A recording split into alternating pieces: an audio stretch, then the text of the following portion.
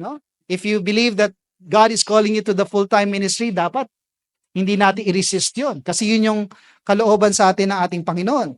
But wherever God has placed us, let me remind each one that God can use us. Again, no, He is able to do exceedingly abundantly above all we can ever ask or think. Within our families, our communities, your workplaces, no? Saan man kayo nilagay ng Panginoon, gagamitin tayo ng Panginoon for His glory. We can all serve the Lord greatly, no?